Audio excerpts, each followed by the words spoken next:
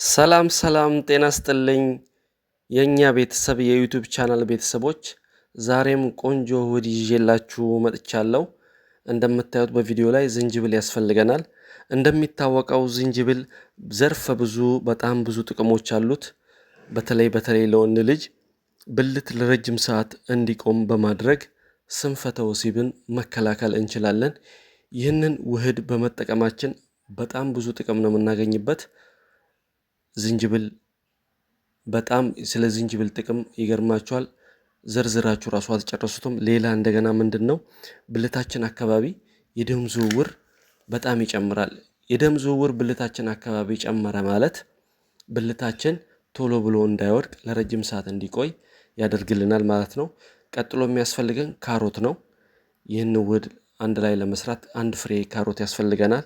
ይህንን ውህድ በመውሰዳችን እንደገና ወንዶች የቴስቶስትሮን መጠናችንን በጣም ከፍ ያደርጋል። ይህ የቴስቶስትሮን መጠኑ ይህ ሆርሞን ከፍ አለ ማለት ወንድ ልጅ በተለያየ ጊዜ ከባለቤቱ ጋር የሚያደርገውን ግንኙነት በጣም ደስተኛ ወንዳ ወንድ ሆኖ ከባለቤቱ ጋር እንዲተኛ ይረዳዋል።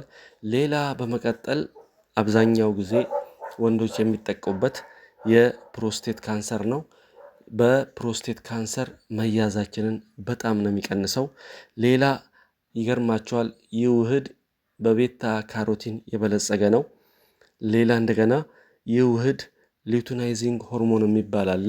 ይህንን ሊዩቲናይዚንግ ሆርሞንን በጣም ይጨምራል ማለት ነው። ሊዩቲናይዚንግ ሆርሞን ጨመረ ማለት የመውለድ ችግር ያለባችሁ ሙሉ በሙሉ ይቀረፋል ማለት ነው። እንደገና ለዚህ ውህድ አንድ ፍሬ ብርቱካን ያስፈልገናል። እንደሚታወቀው ብርቱካን ምንድነው? ብርቱካን በቫይታሚን ሲ የበለጸገ ነው ማለት ነው። ሴቶች ይህንን በየማታው ይህንን ውህድ ራሱ የምትጠቀሙበት ከሆነም እናንተም ቆዳችሁ በጣም ያጠራል። ሁለተኛ የፀጉር የመነቃቀል ችግርና የፀጉራችሁን ሌሎች ከፀጉር ጋር የተያያዙ ችግሮችን በጣም መፍትሄ ልታገኙበት ትችላላችሁ። ይህን ውህድ ባልና ሚስቶች በጋራ መጠቀም ትችላላችሁ። በየማታው አንዳንድ ፍሬ ብርጭቆ በመጠጣት ብዙ ችግሮችን ማስተካከል እንችላለን።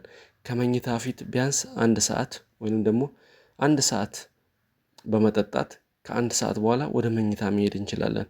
ይህን ነገር አዘውትረን የምንወስድ ከሆነ ለሴትም ለወንድም በጣም ብዙ ጥቅም ነው የምናገኝበት። ተጠቀሙበት።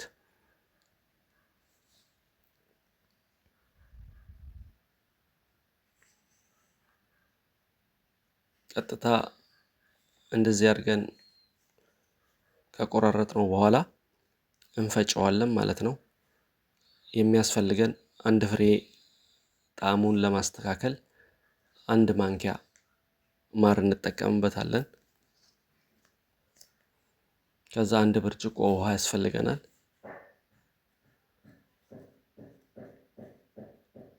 በቀጥታ እንፈጨዋለን ማለት ነው። በመፍጫ ቀጥታ እንፈጨዋለን።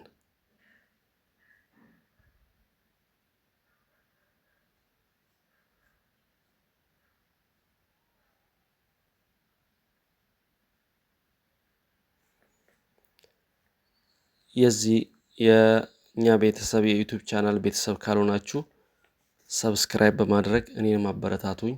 ቤተሰብ ሁኑ፣ ትጠቀማላችሁ። የተለያዩ ከቤተሰብ ጋር በተያያዘ ሌሎች ቪዲዮዎችን እየሰራው አቀርብላችኋለሁ። ትጠቀሙበታላችሁ። ከጤና ጋር በተያያዘም ለወደፊት ብዙ ውህዶችን ለመስራት በዝግጅት ላይ ነኝና ተጠቀሙበት። ስለተከታተላችሁኝ አመሰግናለሁ።